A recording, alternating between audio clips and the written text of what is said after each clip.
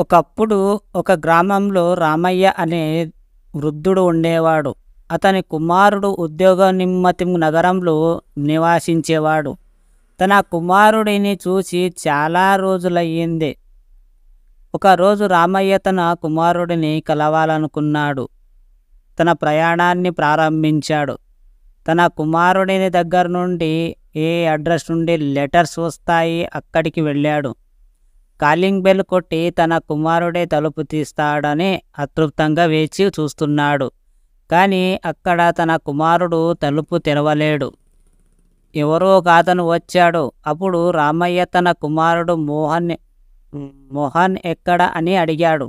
ఆ వ్యక్తి మోహన్ కొన్ని రోజుల క్రితమే ఈ రూమ్ ఖాళీ చేసి వెళ్ళిపోయాడని చెప్పాడు. రామయ్య చాలా నిరాశ చెందాడు.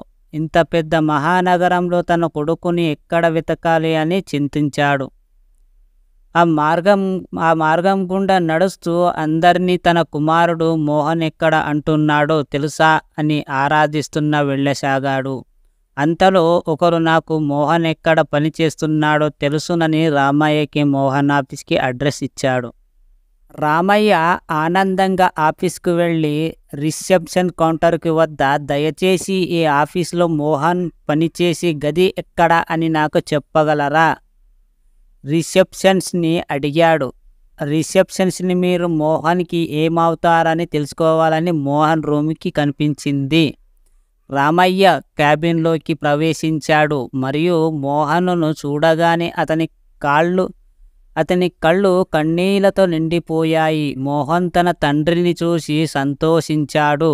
వారి కొద్దిసేపు మాట్లాడుకున్నారు. ఆపై రామయ్య మోహన్ని అడిగాడు, మోహన్, అమ్మ నిన్ను చూడాలనుకుంటుంది. నువ్వు నాతో ఇంటికి రాగలవా? మోహన్ స్పందిస్తూ, నాన్నగారు, లేదు, నేను రాలేను. నా ప్రమోషన్ కోసం నేను చాలా బిజీగా ఉన్నాను మరియు చాలా ఒత్తిడిలో కూడిన పనితో బిజీగా ఉన్నాను.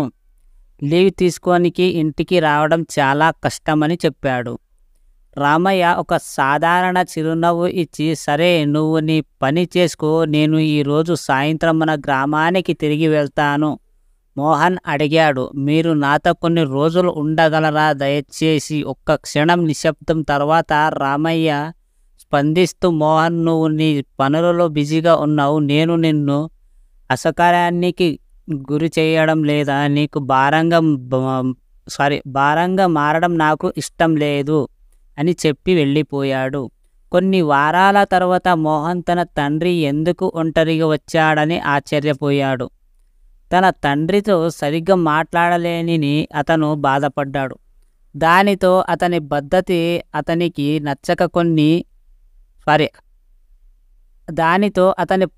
అతనికి నచ్చక కొన్ని రోజులు ఆఫీస్కి సెలవు తీసుకొని తండ్రిని కలవడానికి తన గ్రామానికి వెళ్ళాడు. అతను పుట్టి పెరిగిన ప్రదేశానికి వెళ్ళినప్పుడు తన తల్లిదండ్రులు అక్కడ లేరు. అతను షాక్ అయ్యాడు మరియు పొరుగువారిని అడిగాడు, ఇక్కడ ఏమి జరిగింది? నా తల్లిదండ్రులు ఈ ఇంట్లోనే ఉండాలి కదా, వారు ఇప్పుడు ఎక్కడ ఉన్నారు? అతని తల్లిదండ్రులు ఉంటున్న స్థలం గురించి పొరుగురు మోహన్కి చెప్పారు. మోహన్ ఆ ప్రదేశానికి వెళ్ళాడు.